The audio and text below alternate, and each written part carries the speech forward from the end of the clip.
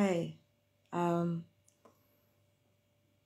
yesterday night, a TI commented on my anti-child trafficking video, and I said that certain sacrifices had to be made in order to protect children.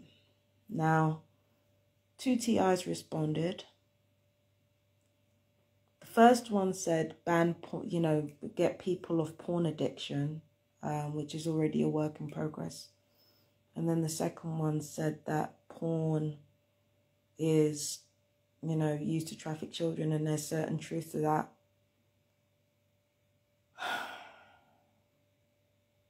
This is why I say that it's important for each of us to think about what we would do to end child abuse. Because what people like to do when it comes to this, because the thought of children being abused in any way whatsoever, especially in a sexual way, is too sickening for us to think about, and rightly so. Because of that, what we will tend to do is we will tend to kind of ignore our own role in making children unsafe, whether that be harmful biases or whether that be not actually thinking about the victim, not actually thinking about the emotional complexities of being a sexual abuse victim as a child or as an adult. Not listening to our children. Like, we don't think about the ways in which we make it harder when our children try to tell us this person is hurting me. So this is why I say we need to think about what we would do, what we are willing to sacrifice in order for child trafficking to stop. Because as long as we're looking at everyone else, this is the thing about this world. This world is dedicated to indulging the very worst of yourself. So we've got that, and then on top of that, we've got repression around sexuality anyway, which only adds to our hypervigilance when it comes to hearing about child abuse. Like, there is so many different factors going on when we talk about child abuse and child trafficking. There are so many factors involved. And so many, but what we don't realize is that those factors are actually barriers to protecting the vulnerable. Because what it all boils down to is, if we are really going to do what's right for kids, we have got to get uncomfortable. And that means we have to really, really think about what we do and what we contribute to the problem. We may not have porn addictions. We might not watch porn at all. But is there anything about us? Are we harboring any biases? Are we harboring any unresolved wounds? Are we not listening to our children when they say, this person abused me? Are we not doing what we're supposed to be doing? We have to check ourselves before we start pointing the fingers at anybody else and saying, well, you done this and you done this and you got a porn addiction and you are gay, so you need to stop that. Like, that's not what this is about. That is not what's going to help end child trafficking and end child abuse. Whatever good thing we want in this world, it always starts with self-reflection. Now, I'm going to address the first thing. I'm going to address the porn addiction.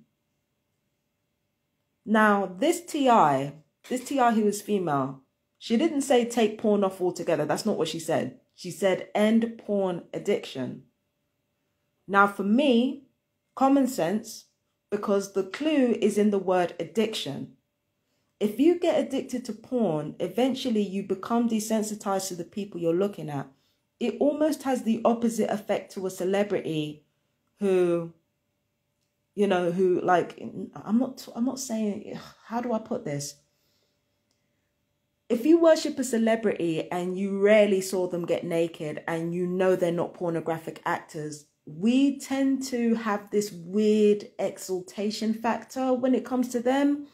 But when it comes to sex workers, or when it comes to, you know, when it comes to porn actors and porn actresses, we tend to, well, I should say just porn actors because it's gender neutral. We tend to actually devalue them and treat them as interchangeable bodies. Whereas celebrities have this sort of godlike status attached to them, where porn actors are concerned, that they're reduced to their fundamental essence of being commodities. Now, where this gets dangerous is that quite often, what can happen sometimes is that very young girls and even very young boys can become wrapped up in this industry, and they can sometimes be aged up in order to prevent people from being guilty from watching somebody who obviously looks very young.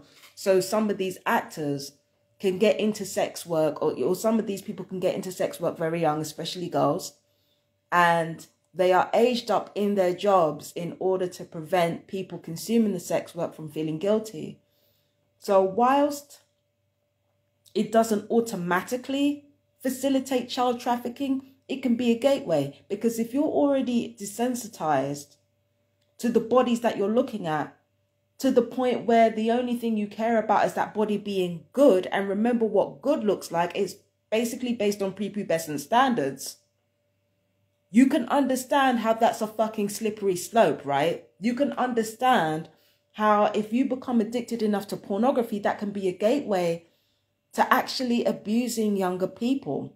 It doesn't guarantee that you will abuse younger people, because actually child abuse has gone down in the last 2 decades, right? Domestic child abuse, to my mind anyway, has gone down in the last 2 decades, and yet porn is rife. So whilst it doesn't have to be a direct correlation between porn and child abuse, it can still be a gateway if somebody becomes addicted enough and somebody consumes enough porn for it to become a problem. So when this person says ban porn addiction or end porn addiction, for me, there's nothing wrong with that. There's absolutely nothing wrong with that, because she's not talking about banning it. She's just talking about ending the addiction, because it will heal the aspects of the consumer that, you know, can see bodies as interchangeable, and then the lines between appropriate and inappropriate become blurred to the point where it might become criminal later on down the line. So addressing that addiction can be a real step forward in ending trafficking against children. So that first part, I completely and wholeheartedly agree with. So that, to me, the ending the addiction part, that's, yeah, it's a good idea. It's a good idea. But again, I said, what are we prepared to do? And this person still brought up porn addiction. That person is not addicted to porn.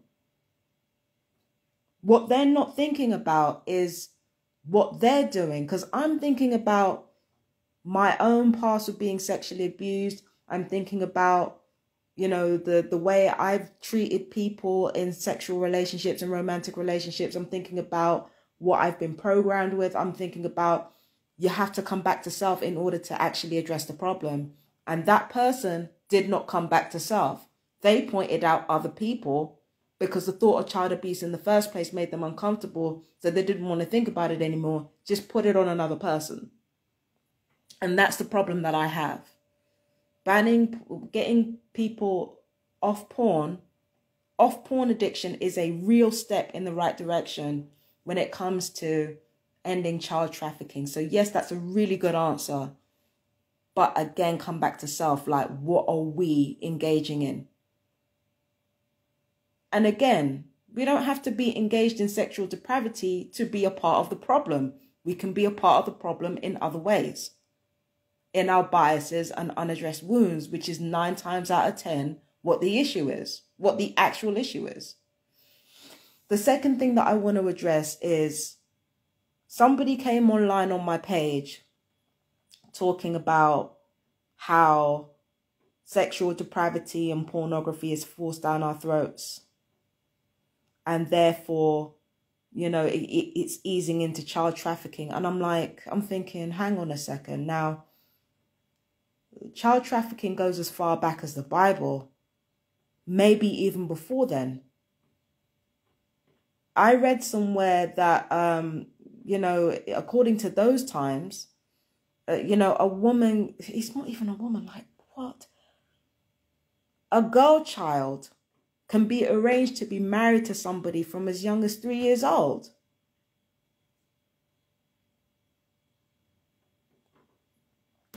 So child trafficking has been like it's been done. It's been happening. Like child trafficking has been happening for thousands of years. And, you know, and suddenly just because porn came along and put everything in your face, now suddenly children are being abused. No, that was just hidden from you. Porn didn't come into the UK until the late 1960s. And even then that was softcore. Hardcore didn't come until the 1990s. And children were being trafficked long before then.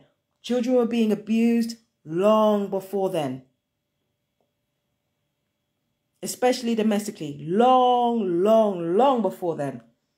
So trying to put the blame on porn and put the blame on that. Yeah, sure, it might distort people's view of sexuality, but then it was already distorted because we keep having this repression, not depravity. What's the word that I'm looking for? We keep having this depression release cycle, right? No, not depression release, repression release cycle. We keep having that cycle. We keep swinging in extremes all the time. We're either super repressed or we're just letting everything hang out and talking about sex every 5 minutes. We can never get the balance right. And the part of the reason that I think repression ultimately is the reason why we can't get the balance right. Because either we're fucking obsessing over it 24/7, you know, but it doesn't matter whether you're abstinent or whether you're not abstinent. You're still obsessed with it.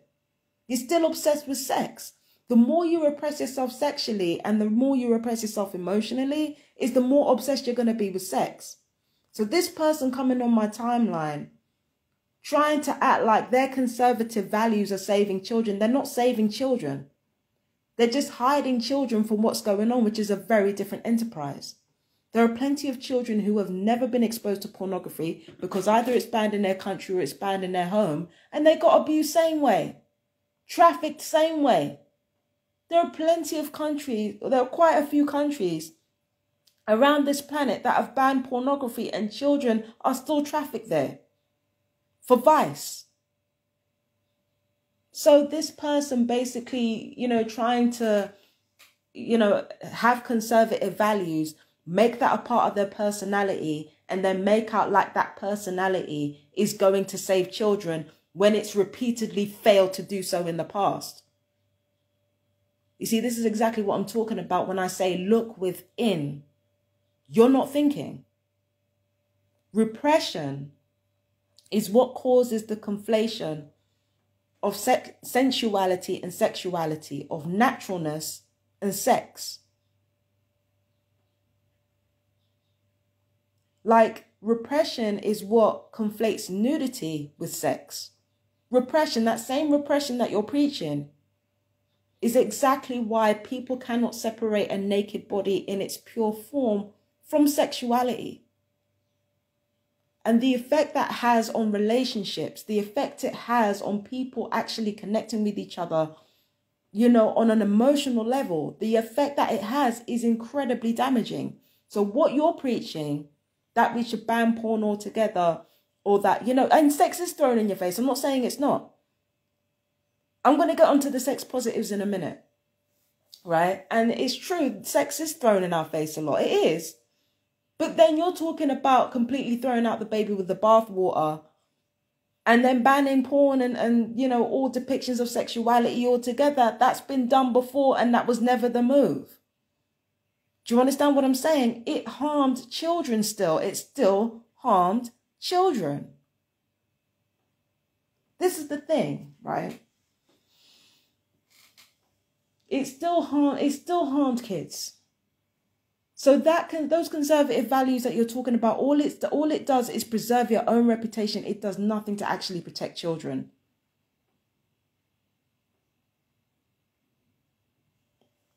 Does nothing to actually protect children. So that's another thing. And then on top of that, this person's talking about sexual depravity. And I'm thinking, sexual depravity, what are they talking about? And then I saw a post of them talking about Jada Pinkett and Gabrielle Union, and I immediately knew where this was going. Unfriend. Because now they want to bring queerphobia into it. And the raw truth about the matter is that queerphobia, any type of bigotry, is going to throw children to the wolves in terms of predators.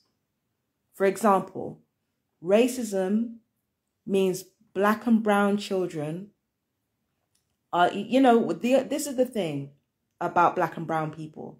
The only time when we're really taken seriously is when we talk about racism. And even then, that's just to save face.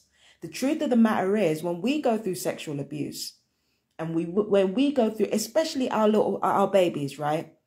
9 times out of 10, when we go through sexual abuse, it doesn't result in the same situation as what happened with that student, which I'm very fucking happy for, by the way.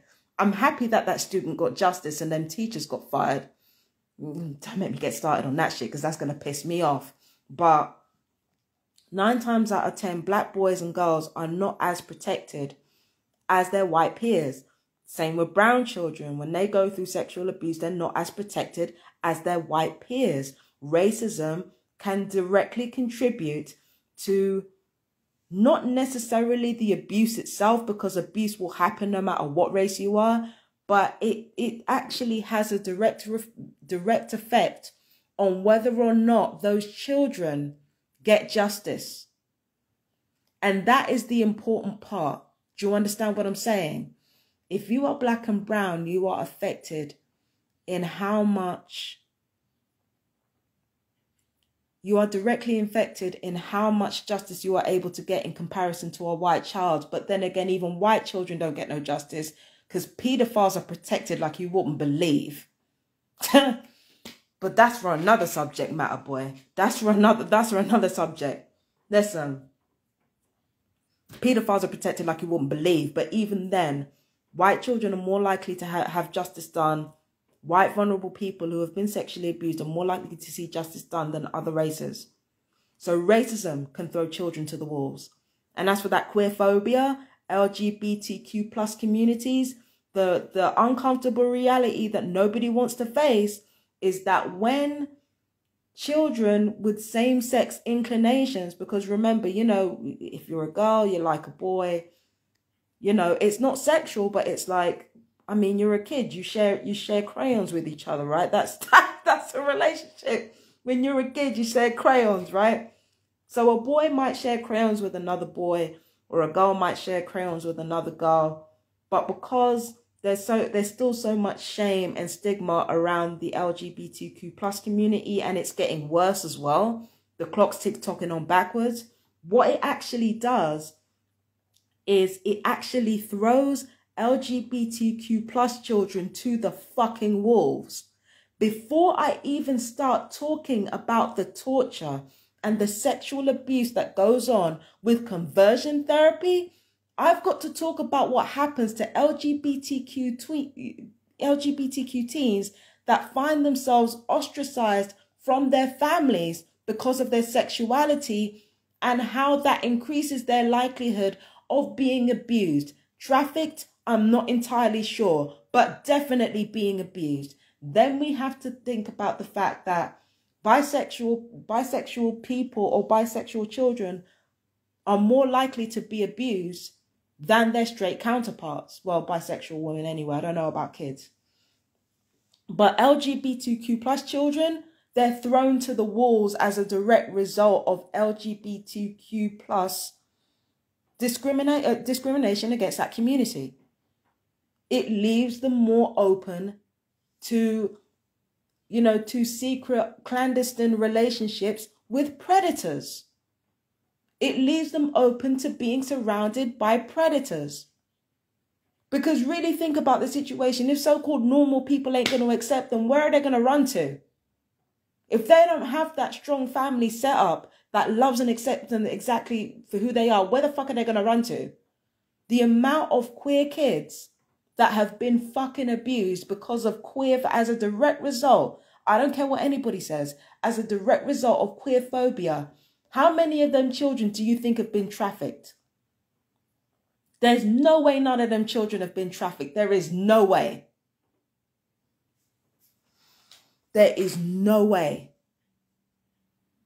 So, that type of bias harms children. Bigotry of any kind, it aids in the trafficking of children. Not only that, it prevents the victims and survivors from getting justice. That's if they're lucky enough to make it out alive.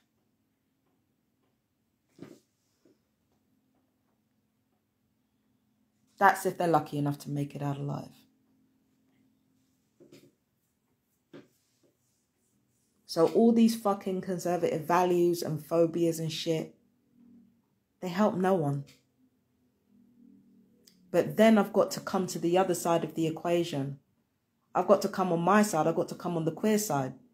Because there are certain things that I've been seeing with regards to, you know, little children being surrounded by adults in fetish gear. Like, what the fuck are you doing? I understand that sexuality in and of itself is not bad. I understand that. But people are still people and they will always do disgusting shit. You should have gay children around positive queer role models, right? They don't need to be around people in fetish gear. Like, what I'm seeing, I think I saw a little boy pole dancing or something, and I think I saw them being surrounded by like half naked people with fetish gear on. Like, as somebody who's queer myself, right? I'm looking at that and I'm thinking, should I say something? Am I going to be queer phobic if I say something? Like, there are certain things that when you see them, you have to fucking say it. I don't care if you're straight, if you're queer. A predator is a predator. And you can't allow those people to be around your kids. I don't give a damn what you're looking for yet. Like, no. And it's like, and especially if you're fame hungry, you can't have your kids around these people who have no fucking, no. It's not right. That's another thing that I have to address, because we're going to talk about the truth now. There are certain people, not all people in our community, because I know you've seen online of like people trying to attach paedophilia to queer sexuality. No, we're not doing that. Okay. But then there are some of us, because, you know, humans, it doesn't matter what group you belong to, there's always going to be a subsection of fucking creeps, okay, who just don't challenge the more problematic behaviors of our community when it comes to the treatment of children. That is not challenged. There are so many queer folk out there with stories of being abused as a child, either playing it down or feeling ashamed of themselves for the way they were worn down from abuse and for what they were subjected to. Like, when I was growing up, there were TV shows such as Queer as Folk, and then later on there was Sugar Rush, which was a documentary, which was a drama about two Brighton teens who were kind of discovering their sexuality, like, you know, and it often featured teenagers with much older people. And we're acting like that shit is normal, and that shit is something that, like, we're acting like that shit is acceptable. If it's not acceptable in the heterosexual community, then why does it get a pass here? I don't understand. You've got like people in their 30s and 40s, fucking teenagers. Why is it acceptable?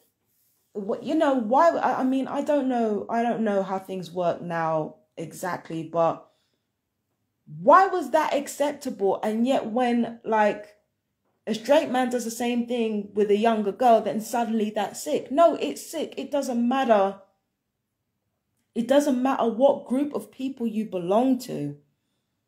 If you're an older person and you actively seek out younger people, it's one thing if you fall in love with somebody who's younger than you and they're in their 20s or something. But if you're actively seeking out teenagers and you end up with a teenager and have a sexual relationship with them when you're in your 30s and 40s, you're a fucking predator. I don't care what your sexuality is.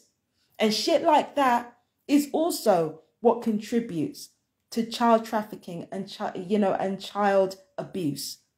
Shit like that, it contributes to that. The hebephilia in every community, straight, queer, doesn't matter. That is another thing that contributes to child trafficking and child abuse. And I'm glad that we're talking about it now. I'm really glad that we're talking about it now. But it's still a huge problem. It's still a huge problem.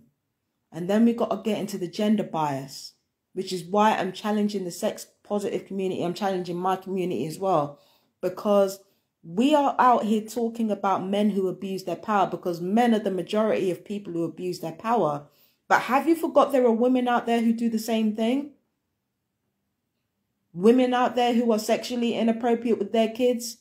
Women out there who sexually humiliate their kids. Women out there who are fucking teenage boys are fucking underage boys, only they don't get as much shit because they're women. Have we forgotten about that shit?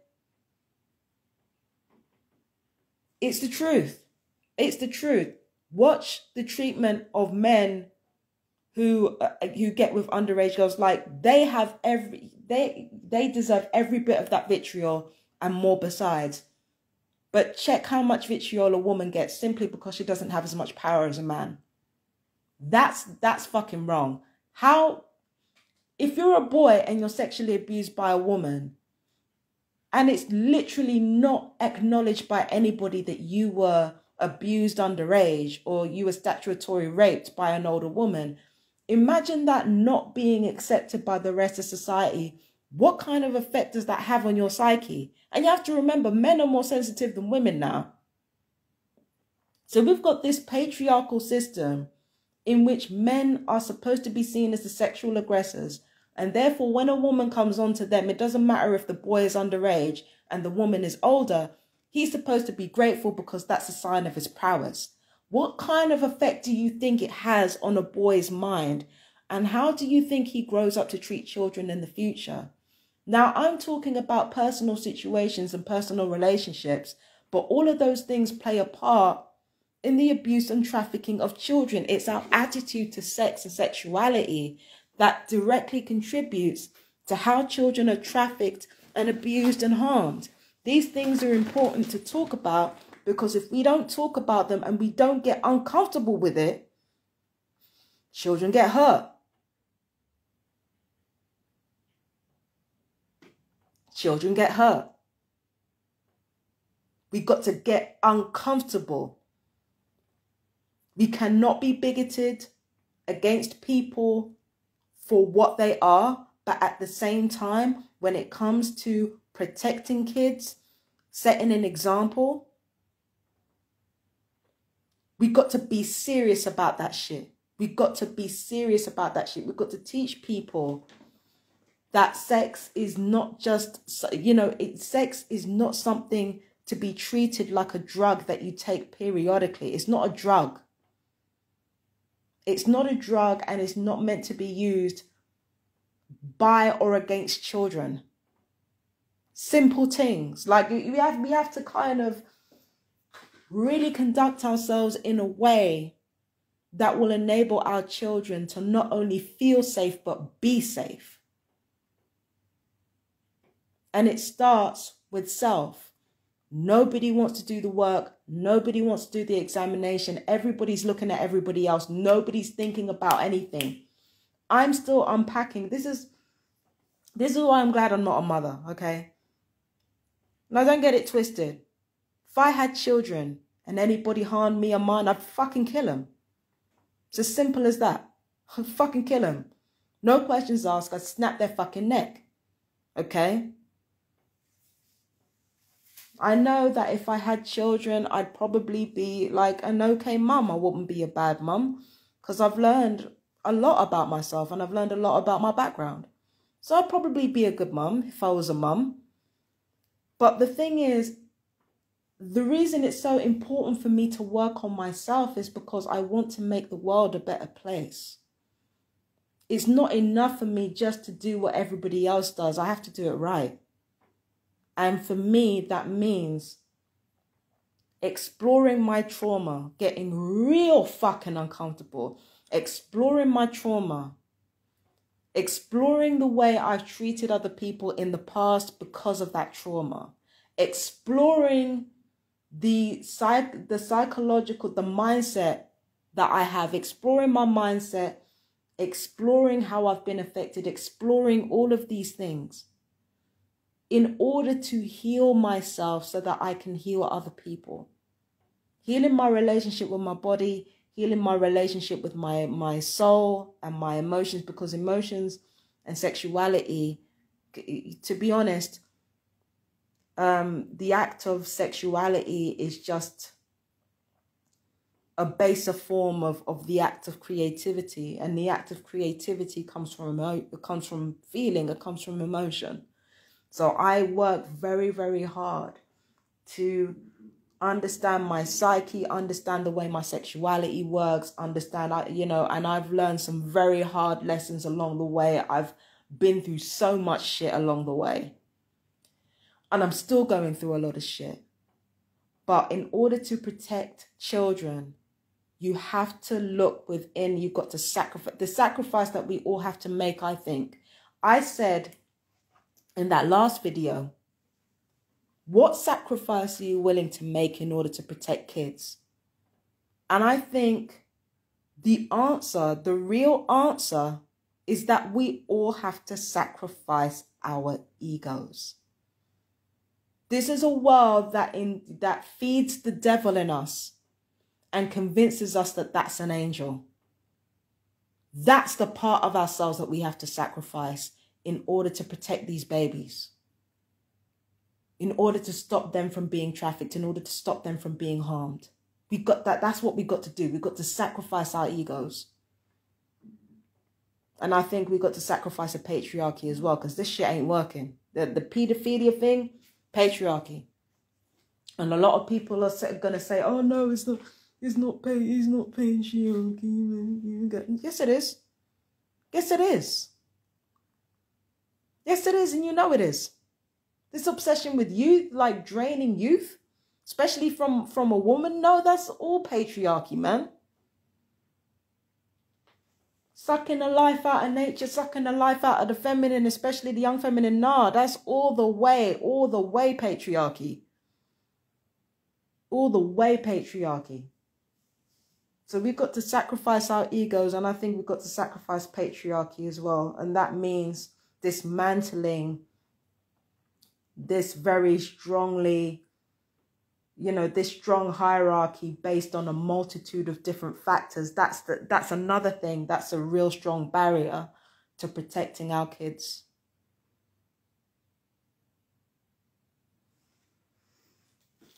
So yeah, there's too much ego.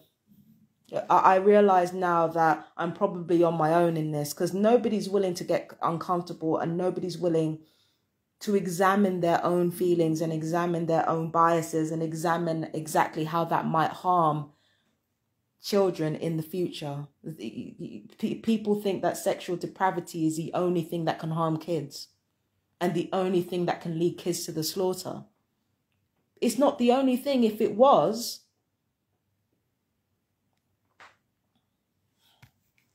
it's not the only,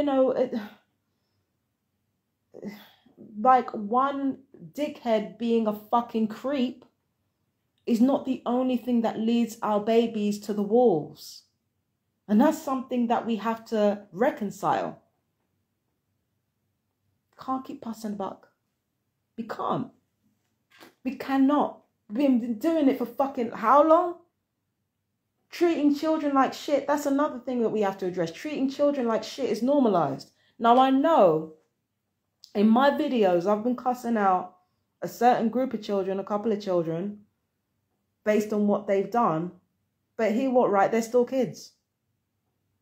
I'm not cussing them out because they're kids. I'm cussing them out because of what they've done.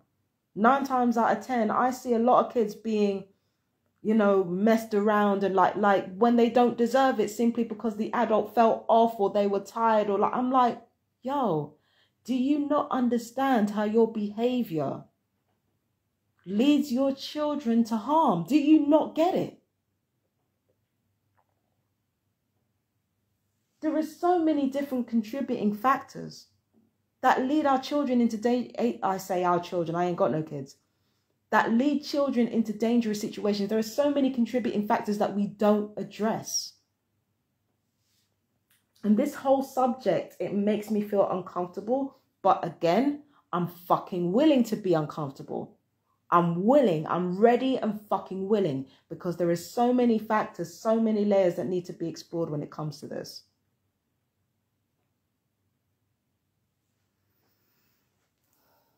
It's 11 o'clock. I only got an hour. I've got to do a reading in a minute. How the fuck am I going to do this? But anyway, listen. That was my video on, I think that you can call this like episode 1. Introduction to exploring the basics, that type of shit. But I might turn it into a series, like just exploring ideas and kind of really asking tough questions and examining how we can end trafficking against children and end abuse against children. Like just really have those difficult conversations and hold ourselves accountable and do the work, you know. But anyway, I gotta go. You guys take care. Bye-bye.